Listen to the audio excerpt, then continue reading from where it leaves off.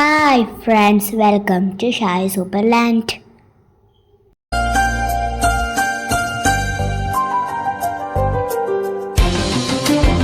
Stories with ഷൈൻ്റെ series ഇഷ്ടപ്പെട്ടോ?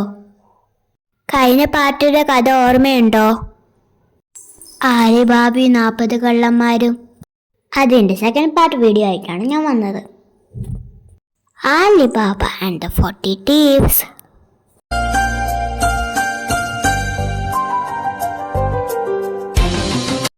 പാവപ്പെട്ട ആലിബാബയും ഭാര്യയും പണക്കാരായ ഓർമ്മയില്ലേ?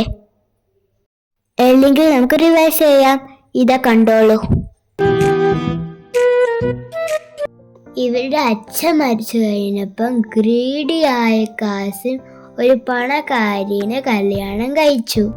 പിന്നീട് കാസിം അച്ഛൻ്റെ ബിസിനസ് എല്ലാം നോക്കി നടത്തി. എന്നാൽ ആലിബാബ കല്യാണം കഴിച്ച ഒരു പാവപ്പെട്ട കുട്ടീനെയാണ്. എല്ലാം കള്ളന്മാരും കുതിരയിൽ നിറങ്ങി ആ ഗുഹയുടെ അടുത്ത് നിന്നു. കള്ളന്മാരെല്ലാം പോയി കഴിഞ്ഞപ്പം ആലിബാബ പതുക്കെ ഇറങ്ങി വന്നു. തുറക്കൂ സീസേ. ഡോർ പെട്ടെന്ന് തന്നെ തുറന്നു വന്നു. ഗുഹയുടെ അകത്ത് വന്ന് ആലിബാബ നെട്ടിപ്പോ. അങ്ങനെ ആലിബാബ ഭാര്യയും വളരെ പണിക്കാരായി. പാർട്ട് 1 വീഡിയോന്റെ ലിങ്ക് താഴെ കൊടുത്തിട്ടുണ്ട്. Please watch out.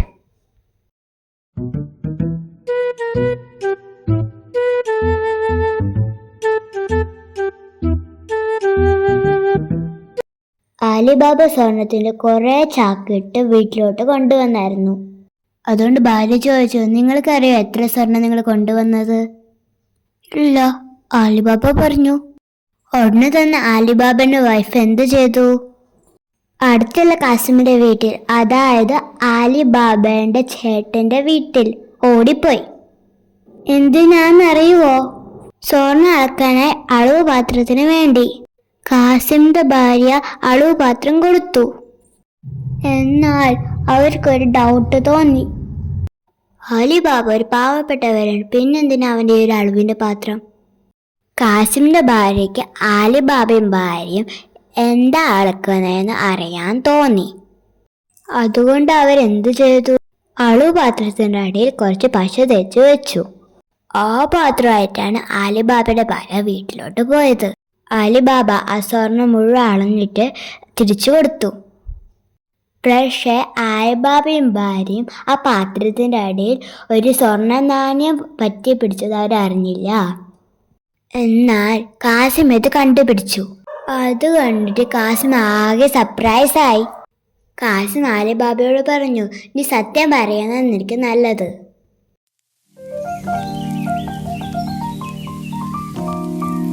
ആലിബാബയ്ക്ക് അവസാനം എല്ലാം സമ്മതിക്കേണ്ട ആവശ്യം വന്നു. കാര്യങ്ങളെല്ലാം പറഞ്ഞു കഴിഞ്ഞപ്പോൾ ആലിബാബ പറഞ്ഞു, ചേട്ടൻ, ഈ സ്വർണത്തിന്റെ പകുതി ഭാഗം ഞാൻ ചേട്ടന് തരാം. പക്ഷെ ഗ്രീഡി ആയ കാസിം എന്തു പറഞ്ഞു, എനിക്കിതല്ല വേണ്ടേ, നീ പോയ അതേ സ്ഥലത്ത് തന്നെ എനിക്ക് പോയി സ്വർണം എടുക്കണം. നീ എന്നെ ഹെൽപ്പ് ചെയ്തില്ലെങ്കിൽ നിന്റെ എതിരായി ഞാൻ സംസാരിക്കും. ആ കള്ളന്മാരുടെ ഞാൻ എല്ലാം പറഞ്ഞു കൊടുക്കും. ആലിബാബ ആകെ പ്രശ്നത്തിലായി. അവസാനം ആലിബാബയ്ക്ക് സമ്മതിക്കേണ്ട ആവശ്യം വന്നു. ആ ഗുഹ എവിടെയാണ്, ആ ഗുഹ എങ്ങനെ തുറക്കണ്ടെന്ന് ആലിബാബ കാസിമിനോട് പറഞ്ഞു. എല്ലാം മനസ്സിലാക്കിയ കാസിം ആ ഗുഹേൻ്റെ അടുത്തോട്ട് ചെന്നു. ഗുഹേൻ്റെ അടുത്ത് ചെന്ന് കാസിം പറഞ്ഞു, തുറക്കൂ സീസേ. ഗുഹ തുറന്നു വന്നു. കാസിം ഉള്ളിലോട്ട് വേഗം കയറി. എന്നിട്ട് ഗുഹ അടച്ചു. ഗുഹേൻ്റെ അകത്തുള്ള കാഴ്ച കണ്ടിട്ട് കാസിമിന്റെ കണ്ണ് തള്ളി. കാസിം എല്ലാം സ്വർണ്ണം അടിച്ചിട്ട് പുറത്തു പോകാൻ നോക്കിയപ്പോൾ എന്ത് സംഭവിച്ചു?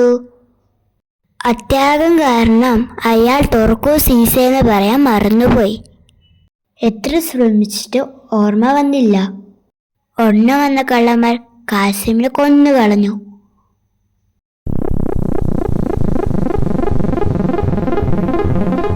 ഇതൊന്നും അറിയാണ്ട് ആലിബാബ കാസിമിനെ നോക്കാൻ വന്നു. പക്ഷെ കണ്ടതെന്താ? കാസിമിന്റെ ഡെഡ് ബോഡി. കള്ളന്മാർ ആ ബോഡി പീസായിട്ടാണ് ഇട്ടത്. ആലിബാബ ഞെട്ടിപ്പോയി.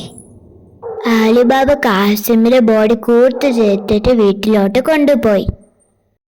അലിബാബയ്ക്ക് ഒരു സ്മാർട്ടായ വേലക്കാരിയുണ്ടായിരുന്നു.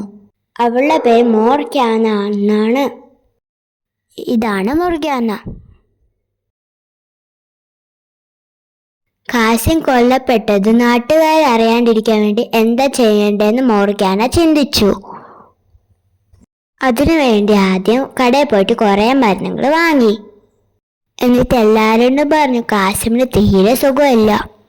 അങ്ങനെ കാസിമിന്റെ സാധാരണ മരണാന്ന് വരുത്തി തീർത്തു. ഒരു തയ്യൽക്കാരനെ വീട്ടിൽ കൊണ്ടുവന്നിട്ട് കാസിമിന്റെ ബോഡി മുഴുവൻ തുന്നി വെച്ചു.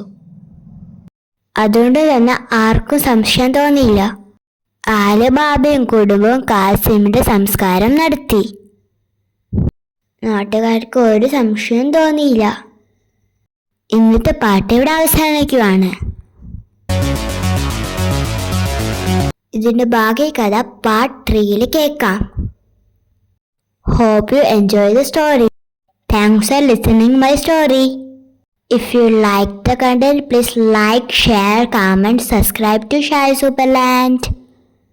Bye. Keep support me.